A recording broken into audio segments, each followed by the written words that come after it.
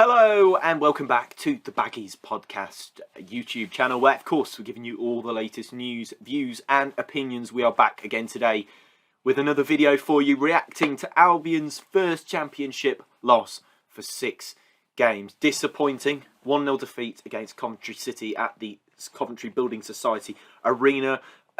Difficult night, to be honest. A bit of a reality check, perhaps, for some, including myself, who might have thought that we were on our way, marching towards the playoff places. But yeah, Coventry, a local-ish rival, put us back in our firmly back down to earth, certainly for that fact. But yeah, we're going to be talking all the details from last night's match. We'll be discussing some things that we learned from it, some things that possibly the manager may have learned from it, some things that we've learned about the players as well. So we'll be discussing all of the major facts from the match. And of course, I'd love to hear yours in the comment section below. Let me know your thoughts on the game. Were you there? Were you one of the 4,500 Albion fans who made it to Coventry to watch the game? Were you watching from home?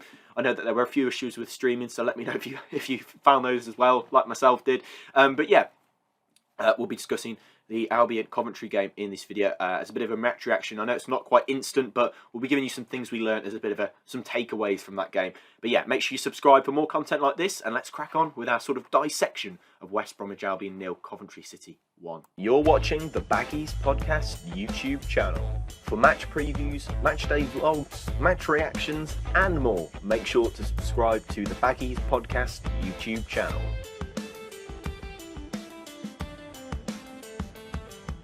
So, a disappointing defeat, and our winning run comes crashing down to earth on the 6th attempt to stretch sort of our winning streak in the championship.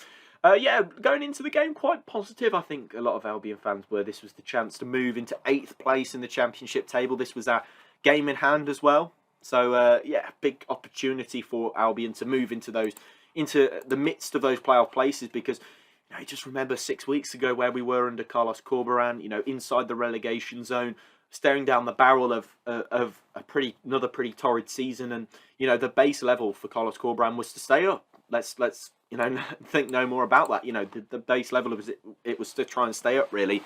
But yeah, we didn't quite think that we'd be in this sort of situation. But Corberán seemed to have turned us around. But last night, I think, provides a little bit of a reality check, a little bit of a springboard to have a little think, really, about where we are at the moment. I'm going to call it a poor performance, because I think it was. There were some standouts for Albion. We'll talk through those in a minute. We'll talk through the entire starting lineup, because there were some performers, there were some good performers, some bad performers in there. We'll be, I suppose, singling them out, which is, I suppose, a little bit mean, but we will be doing that in this game. But yeah, Coventry overwhelmingly the better side in this particular game. I'd say actually Coventry possibly one of the better teams that we've played this season. I think Sheffield United were also quite good, but I think Coventry City were one of the better teams that we played, judging by their performance last night. Of course, they were looking to kind of bounce back after a pretty poor performance at the weekend against Swansea, where I think they threw a 3-goal lead. So they obviously had a bit of a spring in their step back at home.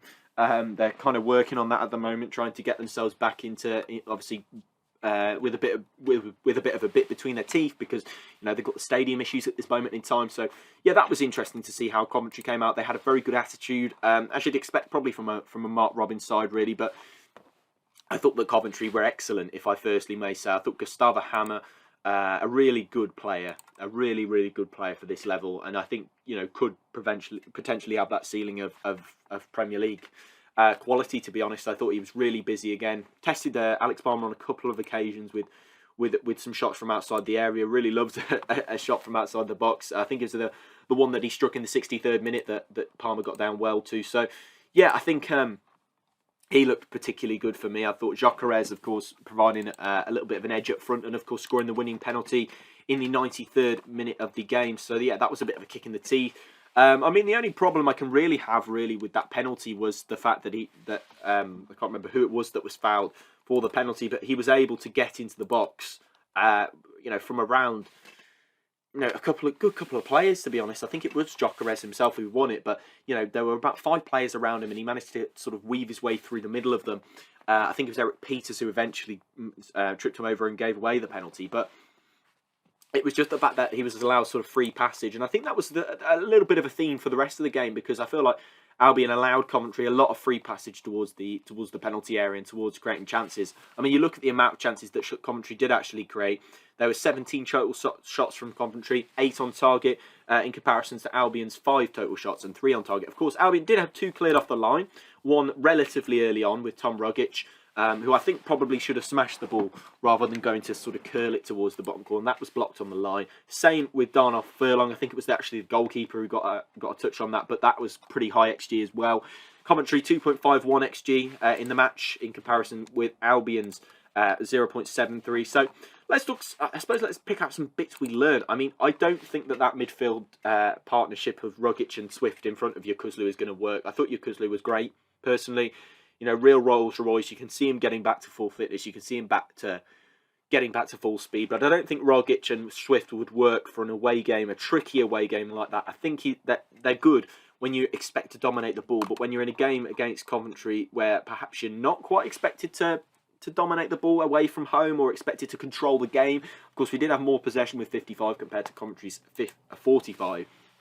That I think in a game where we weren't really expected to dominate, we're expecting a tough game. I don't think you play two largely attacking midfielders next to each other. I think that was a big miss for Corberan, in my opinion, was I think not playing Malumbi, not maybe even a Gardner Hickman in there, could have done a similar job with his sort of high pressing in that final third and coming forward with the ball as well. Maybe one of those two coming in would have been a better fit for me. I think that's the mistake that maybe Corberan's made, but who am I to tell him really?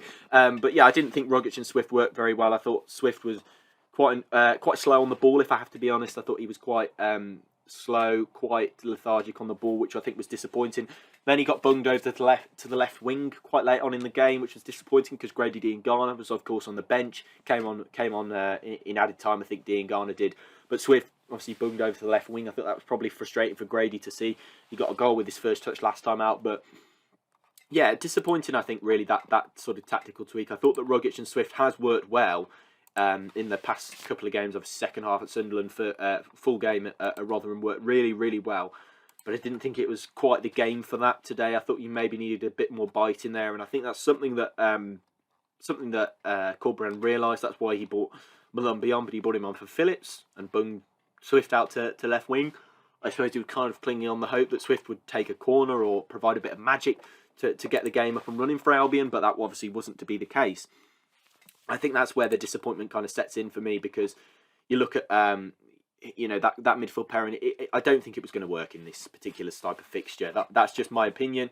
Thomas Asante obviously did his best up front, but was brought off for Daryl DK. That was interesting change, of course. DK coming out of the starting 11. I think it's probably still a little bit too soon to be playing him for 2 games a week. So yeah, of course he came on 66 minutes. I thought all the substitutes actually had a good impact. I thought Malumbi and Gardner Hickman as well both had a decent impact. But for me, I thought the fullbacks were another real area of concern for Furlong and Townsend. I thought that they didn't look anywhere near as sharp. I thought Townsend actually looked very good against Rotherham, to be honest. I thought he was actually one of the stand-up performers, and I think he was actually in the team of the week for that particular game. But I thought he had a pretty poor game. Same with Furlong again, of course.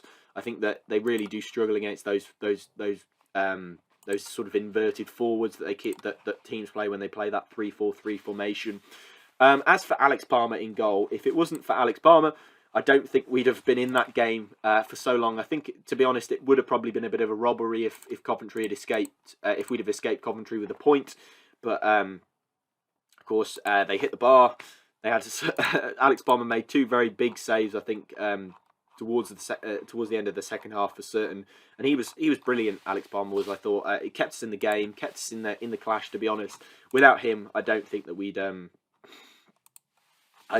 stayed in the game as long as we had. I mean, the fact that he only conceded 1 goal from an XG of 2.20, I think is absolutely mad.